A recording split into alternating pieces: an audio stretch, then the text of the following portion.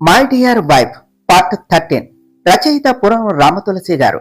యశ్వంత్ భువన గారి గురించి తనకి ఎలా తెలుసో చెప్పటం మొదలుపెట్టాడు.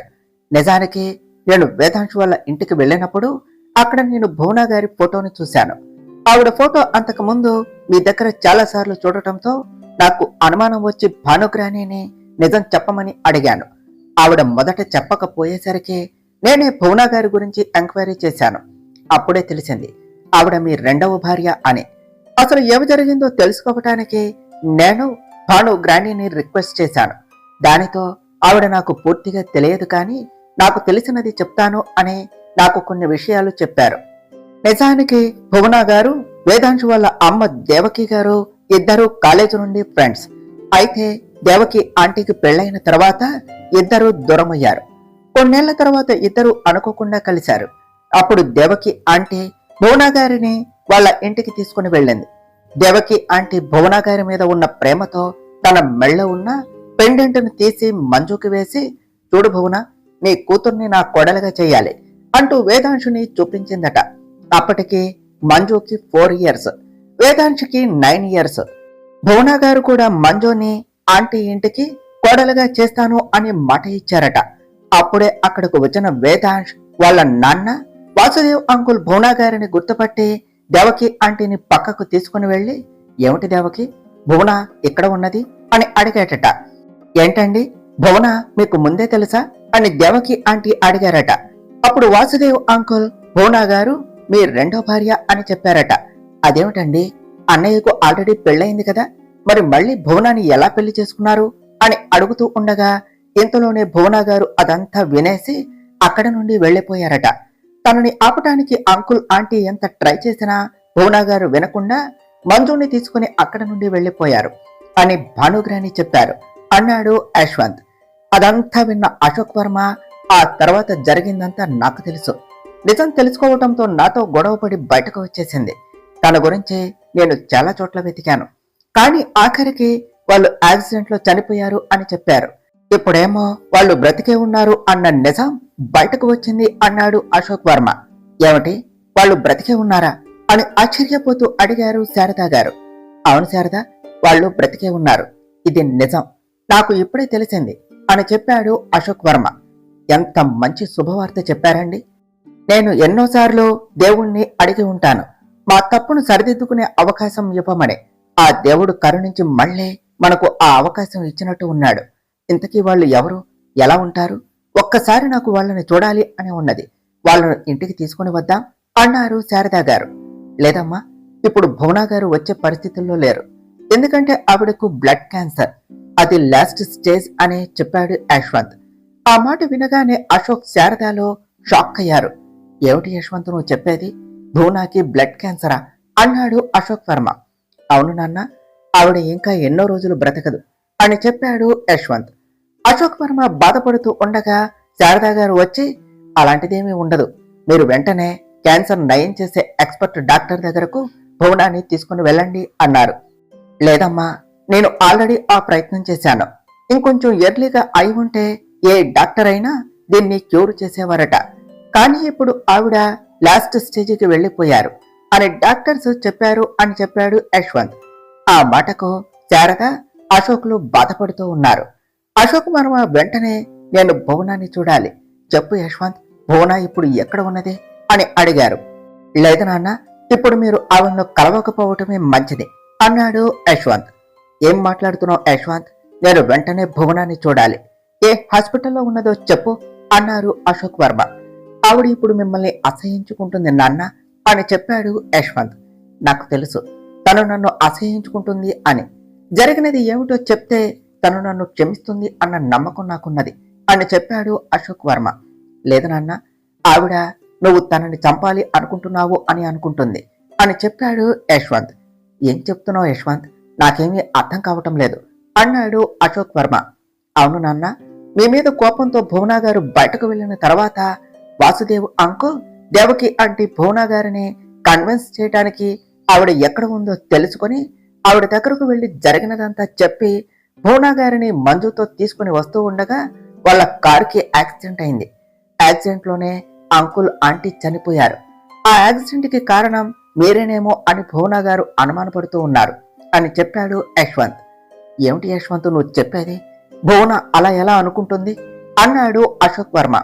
అవును నాన్న, ఆ రోజు జరిగింది యాక్సిడెంట్ కాదు, మర్డర్ అటెంప్ట్. ఎవరో కావాలి అనే వాళ్ళు వస్తూ ఉన్న కారుని టిప్పర్తో గుద్దించారు. ఆ యాక్సిడెంట్ లో ఆంటీ అంకుల్కి బాగా గాయాలవటంతో వాళ్ళు అక్కడే చనిపోయారు. భువన గారికి తమని ఎవరో చంపాలి అని చూస్తున్నారని అర్థమై వెంటనే మంజుని తీసుకొని అజ్ఞాతంలోనికి వెళ్లిపోయారు. కానీ మళ్ళీ ఎవరో ఆ కార్ని లోయలోనికి తోసేయటంతో అందులో ఉన్న భువన గారు మంజు కూడా చనిపోయారు అని అనుకున్నారు. కానీ భువన గారు తమకంటూ ఎవరో శత్రువులు లేరు అని, ఈ పని మీరే చేశారు అని అనుకుంటున్నారు అని నా అనుమానం. భానుగ్రాని కూడా వాళ్ళు చనిపోయారు అని అనుకున్నారు. కానీ మొన్న నేను అంకితాని ఆఫీసులో డ్రాప్ చేయడానికి వెళ్ళినప్పుడు అక్కడ అనుకోకుండా నేను మంజును చూశాను. తను అచ్చం వాళ్ళ అమ్మలానే ఉండటం వల్ల నాకు అనుమానం వచ్చి ఎంక్వైరీ చేయటం మొదలుపెట్టాను. అప్పుడే నాకు నిజం తెలిసింది అని చెప్పాడు యశ్వంత్. ఇంతకీ వాళ్ళను చంపాలి అని ఎవరనుకున్నారు అని అడిగారు శారదా గారు. ఏమో అమ్మా, ఇప్పటి వరకు నాకు కూడా నాన్న మీదే అనుమానం ఉండేది. కానీ భానుగ్రాని ఒకసారి మళ్ళీ ఎంక్వైరీ చేయమనటంతో మళ్ళీ ఎంక్వైరీ చేశాను. అది నాన్న పని కూడా కాదు అని తెలిసింది. కానీ ఆ అటాక్ ప్లాన్ చేసింది ఎవరో తెలియదు అని చెప్పాడు యశ్వంత్. ఆ యాక్సిడెంట్ చేయించింది ఎవరో తెలిస్తే నేను వాళ్ళని అస్సలు వదిలిపెట్టాను అని కోపంగా అన్నాడు అశోక్ వర్మ. ఆ సంగతి నేను చూసుకుంటాను నాన్న అని చెప్పాడు యశ్వంత్. ఇంతలో శారదా గారికి ఏదో గుర్తుకు వచ్చినట్టు, అవును భువన కూతురు పేరు ఏమన్నావు యశ్వంత్ అని అడిగారు. తన పేరు మంజు అమ్మ అని చెప్పాడు యశ్వంత్. నన్ను కలిసిన అమ్మాయి పేరు మంజునే. వాళ్ళ అమ్మకి కూడా క్యాన్సర్ అని చెప్పింది. ఒకవేళ తను తిను ఒకరేనా అని అనుకుంటూ యశ్వంత్ తన ఫోటో ఉన్నదా అని అడిగారు శారదా గారు. ఆ ఉందమ్మా అని చెప్పి తన పాకెట్లో ఉన్న మంజు ఫోటోని తీసి శారదా గారికి ఇచ్చాడు యశ్వంత్. శారదా గారు ఫోటో చూడగానే షాక్ అవుతూ వెంటనే కొద్దిగా సంతోషపడుతూ, ఏమండి ఈ అమ్మాయి తనే అండి అని చెప్పింది. ఎవరు శారదా అన్నాడు అశోక్ వర్మ. అదేనండి, నన్ను ఒకసారి కాపాడింది అని చెప్పాను కదా, మంజు, ఆ అమ్మాయి ఈ అమ్మాయేనండి అని చెప్పారు శారదా గారు. అవునా అంటూ మంజు ఫోటో వైపు ప్రేమగా చూశారు అశోక్ వర్మ. ఇన్ని రోజులు ఆ అమ్మాయిని చూస్తే తనకి నాకు ఏదో సంబంధం ఉన్నట్టు అనిపించేది. తనను చూసిన ప్రతిసారి నాకు పుట్టిన కూతురు బ్రతికి ఉంటే ఇలాగే ఉండేదేమో అని అనిపించేది. కూతురు లాంటిదే కదా, అందుకే అలా అనిపించిందేమో అని అనుకుంటూ సంతోషపడుతూనే, ఏమండి పదండి, పద యశ్వంత్, వెళ్ళి వెంటనే మంజుని మన ఇంటికి తీసుకుని వద్దాం అన్నారు శారదా గారు. అశోక్ వర్మ కూడా అవును శారద, వెంటనే మంజుని మన ఇంటికి తీసుకుని రావాలి అని అంటూ ఉండగా యశ్వంత్ వారిని ఆపి, ఆగండి, మీరు ఇప్పుడు చేయవలసింది మంజుని ఇంటికి తీసుకుని రావటం కాదు, మంజుని వేదాంశుకు ఇచ్చి పెళ్లి చేయటం అన్నాడు. దానితో అశోక్ వర్మ శారదాలు అక్కడే ఆగిపోతూ వెనక్కు తిరిగి, ఏమంటున్నావు యశ్వంత్ అన్నారు. అవును, యాక్సిడెంట్ చేసింది భువన గారి శత్రువులో లేక వాసుదేవ్ అంకుల్ వాళ్ళ శత్రువులో మనకు తెలియదు. వాళ్ళు వాసుదేవ్ అంకుల్ శత్రువులు అయితే మంజుకి ఏ ప్రమాదం ఉండదు. అది కాక వాళ్ళు భువన గారికి శత్రువులు అయితే మంజుకి ప్రమాదం పొంచి ఉన్నట్టే. నాకు తెలిసినంత వరకు వాళ్ళు వాసుదేవ్ అంకుల్ శత్రువులు కాకపోవచ్చు. ఎందుకంటే అంకుల్కి శత్రువులు ఎవరూ లేరు. ఒకవేళ ఉన్నా వాళ్ళు ఆ టైంలోనే యాక్సిడెంట్ చేయించి మరీ చంపవలసిన అవసరం లేదు. ఐ థింక్ ఇది భువన గారి శత్రువుల పనే. అదే నిజమైతే మంజుకి ముందు ముందు చాలా ప్రమాదాలు ఎదురవుతాయి. వాటిని ఎదుర్కోవటానికి మనం మాత్రమే సరిపోము. దానికి వేదాంశు సహాయం కూడా కావాలి. అదే కాక వేదాంశుకి మంజుకి పెళ్లి చేయాలి అన్నది దేవకి ఆంటీ భువన గారి కల. సో వాళ్ళ ఇద్దరికి పెళ్లి చేస్తే వేదాంశు భార్య జోలికి వచ్చే సాహసం ఎవరూ చేయరు అని నేను అనుకుంటున్నాను అని చెప్పాడు యశ్వంత్. అది నిజమే, కానీ వేదాంశుకి కూడా మంజు అంటే ఇష్టం ఉండాలి కదా అన్నాడు అశోక్ వర్మ. లేదు నాన్న, వేదాంశు కూడా మంజు ఎవరో తెలియకుండానే తనని ఇష్టపడుతున్నాడు. దానికి కారణం వాళ్ళ అమ్మ తన దగ్గర చిన్నప్పుడు తీసుకున్న మాట. దేవకి ఆంటీ చిన్నప్పుడే వేదాంశుకి చెప్పిందట తన ఫ్రెండ్ కూతురునే పెళ్లి చేసుకోవాలి అని. వాడు కూడా వాళ్ళ అమ్మకు ప్రామిస్ చేశాడు అలాగే అని చెప్పాడు యశ్వంత్. తెలిసి తెలియని వయసులో చేసిన ప్రమాణాన్ని వేదాంశ్ ఎప్పటి వరకు గుర్తు పెట్టుకున్నాడు అంటావా అన్నారు శారద గారు. నాకు భానుగ్రానికి కూడా ముందు అదే అనుమానం వచ్చింది. అందుకే వాళ్ళు బ్రతికే ఉన్నారు అనే ఇన్ఫర్మేషన్ వేదాంశుకు ఇచ్చాం. అప్పటికి వాడు తన గురించి తెలుసుకునే ప్రయత్నం చేస్తున్నాడో లేదో తెలుసుకోవటానికి భానుగ్రాని వాళ్ళు ఎలాగో చనిపోయారు కాబట్టి వాడిని వేరే పెళ్లి చేసుకోమని చెప్తే వాడు ఏం చెప్పాడో తెలుసా? తను బ్రతికి ఉన్నా లేకున్నా తను మాత్రమే నా వైఫ్ అని చెప్పాడట. అది వాడు వాళ్ళ అమ్మ మాటకు ఇచ్చే గౌరవం అన్నాడు యశ్వంత్. ఆ మాటకు శారదా గారు, అశోక్ వర్మ సంతోషపడ్డారు. అవును, ఇంతకీ వేదాంశకి మంజు గురించి తెలిసిందా అని అడిగారు శారదా గారు. నాకు తెలిసి ఈ పాటికి వాడు మంజు ఎవరు అనేది తెలుసుకుని ఉండి ఉంటాడు అని చెప్పాడు యశ్వంత్. అది సరే, మరి మంజు కూడా వేదాంశని ఇష్టపడాలి కదా అన్నారు శారదా గారు. యశ్వంత్ నవ్వుతో దాని గురించి నా ఫ్రెండ్ చూసుకుంటాళ్లే అన్నాడు. అశోక్ వర్మ ఏదో ఆలోచిస్తూ మౌనంగా ఉండిపోయాడు. అది గమనించిన శారదా గారు, ఏమైందండి, ఏమాలోచిస్తున్నారు అని అడిగారు. ఇన్ని రోజులు నేను జరిగినది తెలియక భువన నన్ను వదిలి వెళ్లిపోవటానికి కారణం వాసుదేవ్ అని నిందించి వాడిని ద్వేషిస్తూ వచ్చాను. కానీ ఇప్పుడు వాడు నన్ను భువనాన్ని కలపాలి అని ట్రై చేసి ఆ ప్రయత్నంలోనే చనిపోయాడు అని తెలిసి నేను వాడి విషయంలో ఎంత మూర్ఖుడిలా ప్రవర్తించానో నాకు ఇప్పుడు తెలుస్తున్నది. నేను వెంటనే వాడికి క్షమాపణ చెప్పాలి. వాడు ఎలాగో లేడు కాబట్టి కనీసం భానుమతి గారికి అయినా క్షమాపణ చెప్పాలి అంటూ వేదాంశు వాళ్ళ ఇంటికి బయలుదేరాడు అశోక్ వర్మ.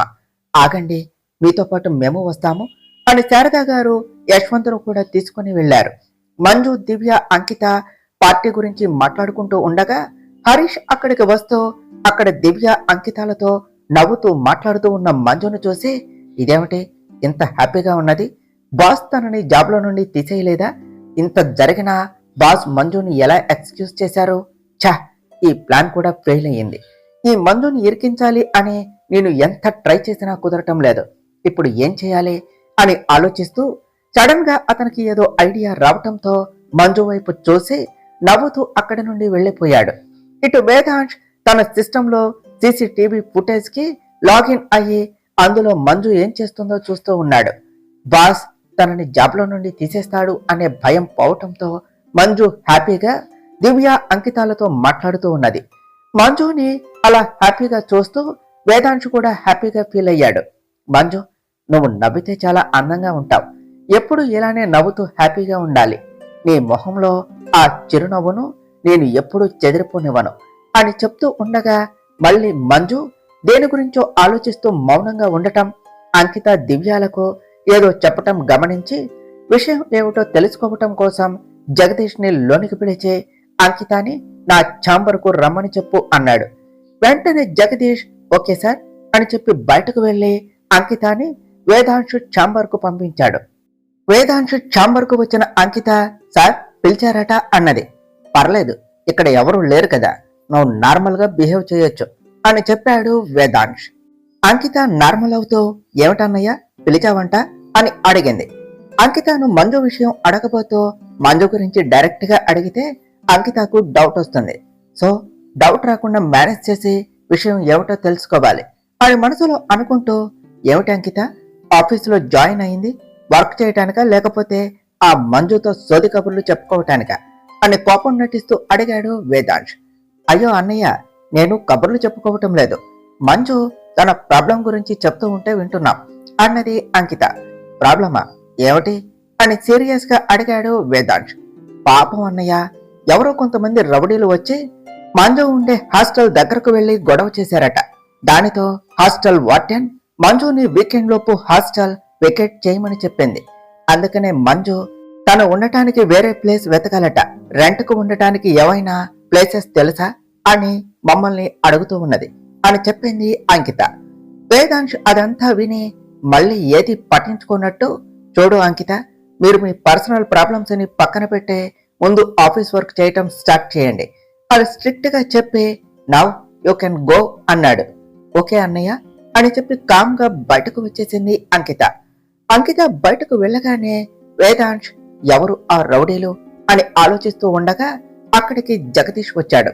లోనికి వచ్చిన జగదీష్ ను చూసి, ఏమిటి జగదీష్ అని అడిగాడు వేదాంశ్. సార్, మనకి ఇన్ఫర్మేషన్ ఇచ్చిన వాళ్ళ డీటెయిల్స్ తెలిసాయి అని చెప్పాడు జగదీష్. ఓ రియల్లీ, హూ ఇస్ దట్ అని అడిగాడు వేదాంశ్. సార్, వాళ్ళు మీకు బాగా తెలిసిన వాళ్లే అని చెప్పాడు జగదీష్. ఎవరు జగదీష్ అని అడిగాడు వేదాంశ్. సార్, అది యశ్వంత్ సార్ అని చెప్పాడు జగదీష్. వాట్, యశ్వంత అని షాక్ అవుతూ అన్నాడు వేదాంశ్. ఎస్ సార్, యశ్వంత్ సారే మనకు ఇన్ఫర్మేషన్ ఇచ్చారు. అంతేకాదు సార్, యశ్వంత్ సార్ మంజు మేడంకి ఒక సీక్రెట్ ఫ్రెండ్ లా హెల్ప్ కూడా చేస్తున్నారు. ఆ విషయం మంజు మేడంకు కూడా తెలియదు అని చెప్పాడు జగదీష్. అసలు మంజుకి యశ్వంత్కి సంబంధం ఏమిటి? యశ్వంత్ మంజుకి ఎందుకు హెల్ప్ చేస్తున్నాడు? యశ్వంత్కు తెలుసు నేను మంజు గురించి వెతుకుతున్నాను అని. మరి అలాంటప్పుడు అతను నాకు డైరెక్ట్ గా ఈ విషయం చెప్పకుండా ఎందుకు మనకు ఇండైరెక్ట్ గా మంజు గురించి ఇన్ఫర్మేషన్ ఇచ్చాడు అని అడిగాడు వేదాంశ్. ఏమో సార్, నాకు ఇంతవరకు మాత్రమే ఇన్ఫర్మేషన్ వచ్చింది. మిగిలిన డీటెయిల్స్ మనకు తెలియకుండా యశ్వంత్ సార్ జాగ్రత్త పడ్డారు. ఈ డీటెయిల్స్ కోసం కూడా చాలా కష్టపడవలసి వచ్చింది అని చెప్పాడు జగదీష్. సరే జగదీష్, ఆ సంగతి నేను చూసుకుంటా. నువ్వు ఇంకొక ఇన్ఫర్మేషన్ కూడా తెలుసుకోవాలి. మంజు హాస్టల్ మీద కొంతమంది రౌడీలు వచ్చి మంజు పేరుతో గొడవ చేశారు. వాళ్ళు ఎవరో, వాళ్ళని ఎవరు పంపించారో నాకు ఫుల్ డీటెయిల్స్ కావాలి అన్నాడు వేదాంశ్. ఓకే సార్ అని చెప్పి అక్కడ నుండి బయటకు వెళ్ళిపోయాడు జగదీష్. యశ్వంత్ ఈ విషయం నాకు డైరెక్ట్ గా చెప్పకుండా తను ఎవరో ఎవరికి తెలియకుండా మంజు గురించి ఎందుకు ఇన్ఫర్మేషన్ ఇచ్చాడు? పైగా మంజుకి సీక్రెట్ గా హెల్ప్ చేస్తున్నాడు. ఈ యశ్వంత్ నా దగ్గర ఏదో దాస్తున్నాడు. అదేమిటో వాడినే అడిగి తెలుసుకోవాలి అని అనుకుంటూ మళ్ళీ మంజు గురించి ఆలోచించడం మొదలుపెట్టాడు వేదాంశ్. ఇప్పుడు మంజు హాస్టల్ వికెట్ చేస్తుంది. ఈ ఛాన్స్ ని యూజ్ చేసుకుని ఎలాగైనా మంజుకి దగ్గర కావాలి. దీనికి నాకు యశ్వంత్ గడే హెల్ప్ చేయగలడు అని అనుకుని నైట్ మ్యాగీ యశ్వంత్ తో డిన్నర్ పార్టీ ఉన్నది కాబట్టి అక్కడే ఈ విషయాన్ని తేల్చుకోవాలి అని అనుకున్నాడు వేదాంశ్. బాస్ ఛాంబర్ కు వెళ్లిన అంకిత కోసం వెయిట్ చేస్తూ ఉన్నది మంజు. అంకిత రాగానే, ఏమైంది అంకిత, బాస్ నిన్ను ఎందుకు పిలిచారు అని అడిగింది మంజు. ఏముంది, ముచ్చట్లాపి వర్క్ చేసుకోమని చెప్పారు అని మొహం ముడుచుకుంటూ చెప్పింది అంకిత. మనం ముచ్చట్లు పెట్టుకున్నాము అని ఆయనకు ఎలా తెలుసు అని అడిగింది మంజు. అవును కదా, నాకు ఇప్పటి వరకు ఆ డౌట్ రాలేదు. సార్కి ఎలా తెలిసి ఉంటుంది అని మంజుని తిరిగి క్వశ్చన్ చేసింది అంకిత. ఈ ఆఫీసు బాస్ది అయినప్పుడు ఆఫీసులో మనం ఏం చేస్తున్నామో ఆయనకు తెలియదా అన్నది దివ్య. దివ్య చెప్పిన దానికి మంజు అంకితాలు ఏకీభవించారు. అలా వారు మళ్లీ వర్క్ చేసుకోవటం స్టార్ట్ చేశారు.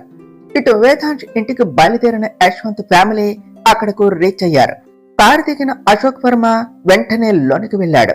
తన వెంటే శారద గారు కూడా వెళ్లారు. ఇంతలో యశ్వంత్ కు కాల్ రావటంతో తన ఫోన్ చెక్ చేసుకున్నాడు.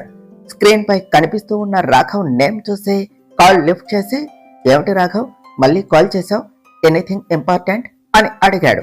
సార్, మనం ఎంత మేనేజ్ చేసినా వేదాంశు సార్కి మనమే మంజు మేడం గురించి ఇన్ఫర్మేషన్ ఇచ్చాము అన్న సంగతి తెలిసిపోయింది అని కంగారు పడుతూ చెప్పాడు రాఘవ్. యశ్వంత్ నవ్వుతూ, cool Raghav, cool, nothing to worry about this. నాకు తెలుసు వాడు ఇది ఈజీగా కనిపెడతాడు అని. అయినా ఇప్పుడు వాడికి నిజం తెలిసిన ప్రాబ్లం ఏమీ లేదు.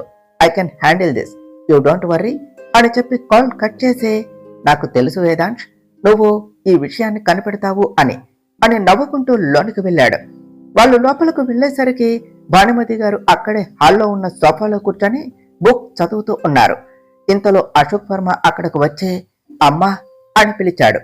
తనని అమ్మ అని పిలిచిన పిలుపు ఎక్కడో విన్నట్టు అనిపించి వెంటనే అటు తిరిగి చూశారు భానుమతి గారు. డోర్ దగ్గర నిలబడి తనని ప్రేమగా చూస్తూ ఉన్న అశోక్ వర్మ వైపు చూసిన భానుమతి గారి కళ్లల్లో నీళ్లు తిరిగాయి. వెంటనే తన కళ్ళను తుడుచుకుంటూ వచ్చింది అశోక్ వర్మనో కాదో అని మళ్లీ చూశారు. దానితో అశోక్ వర్మ నిజంగానే వచ్చాడు అని అర్థమై అశోక్ అని ప్రేమగా పిలిచారు భానుమతి గారు. ఆ పిలుపుతో అశోక్ వర్మ కళ్ళల్లో కూడా నీళ్లు తిరిగాయి. అశోక్ వర్మ వెంటనే వెళ్లి భానుమతి గారిని హత్తుకుంటూ, నన్ను క్షమించమ్మా, నిజాలు తెలుసుకోకుండా మిమ్మల్ని అపార్థం చేసుకుని ఇన్ని రోజులు నిన్ను దూరం పెట్టినందుకు అని ఏడుస్తూ చెప్పాడు. భానుమతి గారు అశోక్ వర్మకి నిజం తెలిసింది అని అర్థం చేసుకుని, బాధపడకు అశోక్, ఇప్పటికైనా నువ్వు మమ్మల్ని అర్థం చేసుకున్నావు, అది చాలు అన్నారు. లేదమ్మా, భువనకు నిజం తెలియటానికి, ఆమె నన్ను వదిలిపెట్టి వెళ్ళిపోవటానికి కారణం మీరే అని పొరపాటు పడ్డాను. కానీ నాకు ఇప్పుడే తెలిసింది వాడు నన్ను భువనాన్ని కలపాలి అనే ప్రయత్నంలోనే చనిపోయాడు అని చెప్తూ బాధపడ్డాడు అశోక్ వర్మ. చూడు అశోక్, నువ్వు భువనాన్ని ఎందుకు రెండో పెళ్లి చేసుకోవలసి వచ్చిందో నాకు తెలియదు, కానీ నువ్వు ఎలాంటి వాడివో నాకు తెలుసు. నీ స్నేహితుడు కూడా భువనాన్ని తీసుకుని రావటానికి వెళుతూ ఆ విషయాన్ని నేను వచ్చాక చెప్తాను అని చెప్పాడు. కానీ వాడు రాలేదు, భువనాన్ని తీసుకుని రాలేదు. నిజం కూడా అలానే మరుగున పడిపోయింది. వాసుదేవ్ భువనాన్ని నిన్ను కలపాలి అని ఎంతో ఆరాటపడ్డాడు. ఆ ప్రయత్నంలోనే వాడు చనిపోయాడు అని చెప్పారు భానుమతి గారు.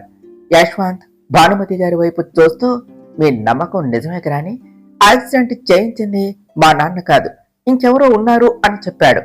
నాకు ముందే తెలుసు యశ్వంత్, అశోక్ అలాంటి వాడు కాదు అని. ఆ యాక్సిడెంట్ చేయించింది ఎవరు అని అడిగారు భానుమతి గారు. అది ఇంకా తెలియలేదు గ్రాని, నేను అదే తెలుసుకునే ప్రయత్నంలో ఉన్నా అని చెప్పాడు యశ్వంత్. వాళ్ళు ఎవరో తెలిసిన తర్వాత వాళ్లను నేను విడిచిపెట్టాను, వాళ్ళ అంతు చూస్తా అన్నారు భానుమతి గారు. ఊరుకోండి పిన్ని గారు, వాడు దొరికాక వాడి పని చెప్దాంలే కానీ ప్రస్తుతానికి మీరు కొంచెం ప్రశాంతంగా ఉండండి అని చెప్పారు శారదా గారు. భానుమతి గారు శారదాకి ఈ నిజం ఎలా తెలుసు అని యశ్వంత్ను అడిగారు. గ్రాని, అమ్మకి అంతా తెలుసు అని జరిగినది మొత్తం చెప్పాడు యశ్వంత్. దానితో భానుమతి గారు జరిగినదంతా తెలుసుకొని, అంటే ఇందులో ఎవరి తప్పు లేకపోయినా ఇన్నాళ్ళు మనం ఎంత బాధపడ్డాం, నేను చాలా భయపడేదాన్ని ఎక్కడ శారదాకి నిజం తెలిస్తే తను ఏమైపోతుందోనని. కానీ ఆ దేవుడు ఏ సమయంలో ఎవరికి ఏ నిజం తెలియాలో అదే తెలిసేలా చేస్తాడు అన్నారు. దానికి శారదా గారు అంగీకరిస్తూ, అవును పిన్ని గారు, మీరు చెప్పింది నిజమే, అందుకనే ఇన్నాళ్ళు మనం పడ్డ బాధకి దేవుడు స్వస్తి చెబుతూ వాళ్ళు బ్రతికే ఉన్నారు అన్న నిజాన్ని తెలిసేలా చేశాడు అన్నారు. అవును శారదా, నిజానికి మన అందరికన్నా ఎక్కువ బాధపడింది మన పిల్లలే. ఎప్పటికైనా వారికి పెళ్లి చేస్తే మనం వాళ్ళని చూసుకొని ఏ చింత చీకు లేకుండా బ్రతికేయొచ్చు అన్నారు భానుమతి గారు. అవును పిన్ని గారు, మీరు చెప్పినట్టుగానే వాళ్ళకి పెళ్లి చేస్తేనే మంచిది అన్నారు శారదా గారు. అంకిత యశ్వంతులు ఎలాగో ఒకరిని ఒకరు ప్రేమించుకుంటున్నారు కాబట్టి వాళ్ళ సంగతి పక్కన పెడదాం అని భానుమతి గారు అంటూ ఉండగా, ఏమిటి యశ్వంత్, అంకితాలు ప్రేమించుకుంటున్నారా అని షాక్ అవుతూ అడిగారు అశోక్ వర్మ. దానితో అందరూ ఒకరి ముఖం ఒకరు చూసుకున్నారు. వెంటనే యశ్వంత్ ముందుకు వచ్చే అశోక్ వర్మ చేతులు పట్టుకుంటూ, నాన్న, భానుగ్రాని చెప్పింది నిజమే, మీ మీద ఉన్న కోపంతో నేను ఎప్పటి వరకు ఈ విషయం మీకు చెప్పలేదు, ఐఎమ్ సారీ అని చెప్పాడు యశ్వంత్. సారీ ఎందుకురా, అప్పుడు నా మీద ఉన్న కోపంతో నువ్వు చెప్పకపోయినా నా మనసులోనూ చిన్నప్పటి నుండి నీకు అంకితకు పెళ్లి చేయాలి అని ఉండేది. మీ అమ్మ కూడా అంకిత పుట్టిన వెంటనే తనని నా కోడలు చేయమని వాసు దగ్గర మాట తీసుకున్నది. కానీ ఈ మధ్య వచ్చిన చిన్న అపార్థం వల్ల నేను వాళ్ళని దూరం పెట్టానే కానీ, లేదంటే నాకు అంకితాను నువ్వు పెళ్లి చేసుకోవటం ఇష్టమే. ఇప్పుడు వాడు బ్రతికి ఉంటే ఖచ్చితంగా అంకితాను నీకు ఇచ్చి పెళ్లి చేసేవాడు, కాబట్టి నాకు కూడా మీ పెళ్లికి ఎటువంటి అభ్యంతరం లేదు అని చెప్పారు అశోక్ వర్మ. యశ్వంత్ హ్యాపీగా ఫీల్ అవుతూ, థ్యాంక్ యూ నాన్న అన్నాడు. భానుమతి గారు శారదా గారు కూడా సంతోషించారు. భానుమతి గారు మళ్ళీ తిరిగి మాట్లాడుతూ, ఇప్పుడు మనం ఆలోచించవలసింది యశ్వంత్ అంకితాల పెళ్లి విషయం కాదు, వేదాంశు మంజుల పెళ్లి విషయం అన్నారు. అవునమ్మా, మీరు చెప్పింది నిజమే, కానీ యశ్వంత్ అంకితాలు అంటే ప్రేమించుకున్నారు. మరి వేదాంశు మంజుల విషయం అలా కాదు కదా, మరి వాళ్ళిద్దరిని కలపటం ఎలా అని అడిగాడు అశోక్ వర్మ. వేదాంశుకి మంజుతో పెళ్లి ఇష్టమే, ఇక మిగిలింది మంజుని పెళ్లికి ఒప్పించటమే అని చెప్పారు భానుమతి గారు. అవును పిన్ని గారు, కానీ అది ఎలా సాధ్యం అని అడిగారు శారదా గారు. అది జరగాలంటే మంజు కూడా వేదాంశుని ఇష్టపడేలా చేయాలి అన్నాడు యశ్వంత్. పెళ్లి అంటేనే ఎలా చేయాలి అని ఆలోచిస్తూ ఉంటే నువ్వేమిట్రా మంజు వేదాంశుని ఇష్టపడేలా చేయాలి అని అంటున్నావు? అది మనసుకు సంబంధించిన విషయం. మనం ఎలా ఒకరి మనసులో ఒకరిపై ఇష్టాన్ని కలిగేలా చేయాలి, అలా చేయగలిగేది ఆ దేవుడు మాత్రమే. ఆ దేవుడు ఎవరికి ఎవరితో రాసిపెట్టిందో ముందుగానే రాస్తాడు అన్నారు అశోక్ వర్మ. లేదండి, మంజుకి వేదాంశుకి రాసిపెట్టి ఉన్నది కాబట్టే ఇన్నాళ్ల తర్వాత మళ్ళీ వాళ్ళు ఇక్కడికి వచ్చారు. మంజు వేదాంశు ఆఫీసులోనే వర్క్ చేస్తున్నది అంటే ఆ భగవంతుడు కూడా వాళ్ళని కలపాలి అని చూస్తున్నాడు అనే కదా అర్థం. దైవ బలానికి మానవ ప్రయత్నం కూడా కలిస్తే మనం అనుకున్నది అనుకున్నట్టుగా జరుగుతుంది అన్నారు శారదా గారు.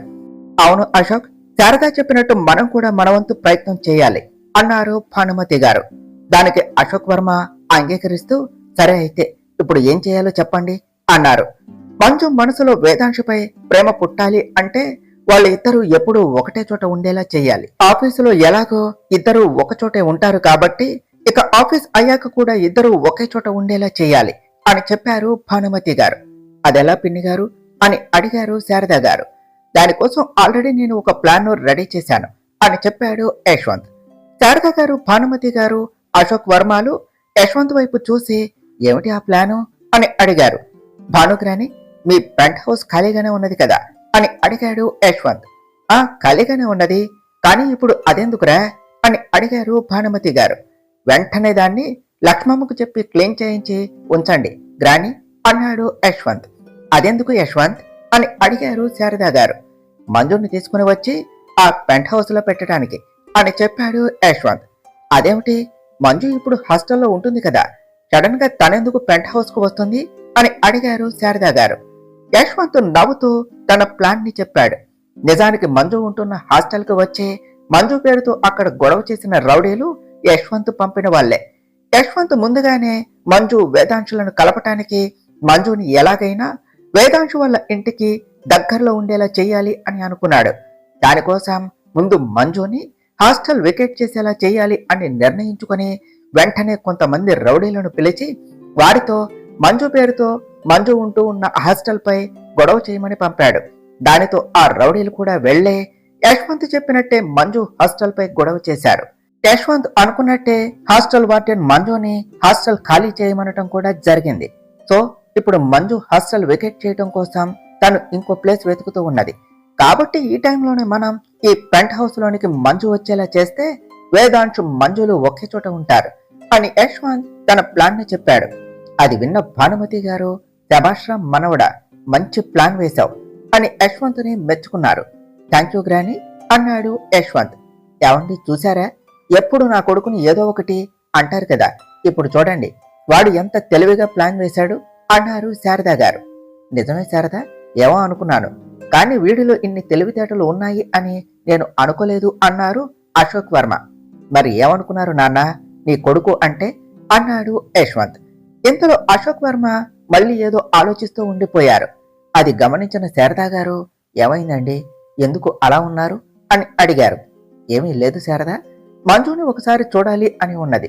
నేనే మీ నాన్నను అని చెప్పి తనను దగ్గరకు తీసుకోవాలి అని తనని మన ఇంటికి తీసుకుని వచ్చి ఘనంగా పెళ్లి చేసి అత్తవారింటికి పంపించాలి అని ఉన్నది. కానీ తనకి మన గురించి తెలిస్తే తను మనల్ని తన వాళ్ళుగా అంగీకరిస్తుందా? కనీసం నేను తన తండ్రిని అని చెప్పుకోలేను. ఇలాంటి పరిస్థితి ఏ తండ్రికి రాకూడదు అని బాధపడ్డారు అశోక్ వర్మ. అయ్యో మీరు అలా బాధపడకండి, మీరు అనుకున్నట్టుగానే అన్నీ జరుగుతాయి, కాకపోతే మీరు కొంచెం ఓపిక పట్టాలి అని చెప్పారు శారద గారు. ఇంకా ఎన్ని రోజులు శారద, వాళ్ళు బ్రతికి లేరు అని అనుకుని ఇన్నాళ్ళు వాళ్ల కోసం బాధపడ్డాను. ఇప్పుడు వాళ్ళు బ్రతికే ఉన్నారు అని తెలిసినా వాళ్ళని కలవలేని పరిస్థితి. ఇంకెప్పుడు నేను వాళ్ళను కలిసేది? పైగా భువనాకి ఆరోగ్యం బాగలేదు, తను ఎన్ని రోజులు బ్రతుకుతుందో తెలియదు. తన చివరి రోజుల్లో కూడా నేను తనకి తోడుగా ఉండలేకపోతున్నాను అని అంటూ బాధపడ్డారు అశోక్ వర్మ. మీరేమీ బాధపడకండి నాన్న, త్వరలోనే భువన పిన్నికి ఆ యాక్సిడెంట్ చేయించింది మీరు కాదు అని సాక్ష్యాలతో సహా నిరూపించి మిమ్మల్ని కలిపే బాధ్యత నాది. అలాగే మంజును కూడా మీరు అనుకున్నట్టుగానే మన ఇంటికి తీసుకుని వచ్చి తనకి ఘనంగా పెళ్లి చేసి అత్తవారింటికి పంపుదాం అని చెప్పాడు యశ్వంత్. అశోక్ వర్మ వచ్చి యశ్వంత్ని గుండెలకు హత్తుకొని thank you Yashwant, thank you so much అన్నారు. నాకు థ్యాంక్స్ ఎందుకు నాన్న, మీ కొడుగ్గా అది చేయటం నా బాధ్యత అని చెప్పాడు యశ్వంత్. అంతేకాదు యశ్వంత్, మంజుని ఎప్పుడు జాగ్రత్తగా చూసుకో. ఇన్నాళ్ళు తను ఎంత బాధపడిందో మనకు తెలియదు, కానీ ఇక మీదట తన కంట్లో నీళ్లు రాకుండా నువ్వే చూసుకోవాలి అని చెప్పారు అశోక్ వర్మ. శారదా గారు కూడా అశోక్ వర్మని ఏకీభవిస్తూ అవును యశ్వంత్, మంజు నువ్వు ఒకే తల్లికి పుట్టకపోయినా తను నీ చెల్లెలే. ఈ మాట నేనే చెప్తున్నాను. ఇప్పటికే ప్రత్యక్షంగానో పరోక్షంగానో మనమే కారణం కాబట్టి ఇక మీదట నీ చెల్లెకు ఏ కష్టం రానివ్వకుండా చూసుకుంటాను అని నాకు మాట ఇవ్వు అన్నారు. నీకు తెలుసు కదమ్మా, చిన్నప్పటి నుండి నాకు ఒక చెల్లెలు ఉంటే బాగుండు అని ఎన్నిసార్లు నీతో అన్నాను. ఆ కోరిక తీరలేదు అని బాధపడేవాడిని. కానీ ఆ దేవుడు నాపై జాలిపడి నాకు మంజు రూపంలో ఒక చెల్లెల్ని ఇచ్చాడు. అలాంటి చెల్లెల్ని నేను ఎప్పుడూ దూరం చేసుకోను. అలాగే తనకు ఏ కష్టం రానియను. ఇదే నేను నీకు ఇస్తున్న మాట అని శారద గారి చేతిలో చెయ్యి వేసి చెప్పాడు యశ్వంత్. దానితో శారద గారు, అశోక్ వర్మ, భానుమతి గారులు సంతోషించారు. సరే పిన్ని గారు, ఇక మేము వెళ్తాము, ఇప్పటికే ఆలస్యం అయ్యింది అన్నారు శారద గారు. సరే, జాగ్రత్తగా వెళ్ళిరండి అని చెప్పారు భానుమతి గారు. అలా యశ్వంత్, అశోక్, శారదాలు తిరిగి తమ ఇంటికి బయలుదేరారు. వాళ్ళు వెళ్ళగానే భానుమతి గారు ఆనందంతో అలానే సోఫాలో కూర్చొని బాధపడుతూ ఉన్నారు. ఇంతలో లక్ష్మమ్మ అక్కడకు వచ్చి, ఎందుకమ్మా అలా బాధపడుతున్నారు? మీరు కోరుకున్నట్టే అశోక్ వర్మ గారు మళ్ళీ ఈ ఇంటికి వచ్చారు కదా అన్నది. అవును లక్ష్మమ్మ, నేను కోరుకున్నట్టే అన్నీ జరిగాయి, సంతోషమే. కానీ ఈ సమయంలో నా కొడుకు కోడలు కూడా ఉంటే ఎంత బాగుండేది అని బాధపడుతూ అన్నారు భానుమతి గారు. అవునమ్మా, ఈ టైంలో అయ్యగారు, అమ్మగారు కూడా ఉంటే ఎంతో సంతోషించేవారు. కానీ ఏం చేస్తాం, దేవుడు మనకి అంత భాగ్యాన్ని ఇవ్వలేదు. అయినా మీరేమీ బాధపడకండమ్మా, వాళ్ళు లేకపోతేనే వాళ్ళ ప్రతిరూపాలు అయినా వాళ్ళ పిల్లలు ఉన్నారు కదా, వారిలోనే మనం అయ్యగారిని, అమ్మగారిని చూసుకోవాలి అన్నదే లక్ష్మమ్మ. అవును లక్ష్మమ్మ, నువ్వు చెప్పింది నిజమే. పోయిన వాళ్ళను ఎలాగూ తీసుకుని రాలేం, కానీ ఉన్నవారిలో వాళ్ళని చూస్తూ బ్రతకవచ్చు అని తన కళ్ళల్లో నీళ్లను తుడుచుకొని, అది సరే కానీ నువ్వు ఇక్కడ జరగనిదంతా విన్నావు కదా, వెంటనే వెళ్ళి యశ్వంత్ చెప్పినట్టు పెంట్ హౌస్ ని క్లీన్ చేసి పెట్టు. ఈ ఇంటికి కాబోయే కోడలు అందులో ఉండబోతుంది కాబట్టి తనకు అవసరం అయ్యే అన్ని వస్తువులు అక్కడ ఉండేలా దగ్గర ఉండి అన్ని ఏర్పాట్లు చెయ్యి అని చెప్పారు భానుమతి గారు. అలాగేనమ్మా, ఇక ఆ విషయం నాకు వదిలేయండి, నేను చూసుకుంటా అని అక్కడి నుండి వెళ్ళిపోయింది లక్ష్మమ్మ.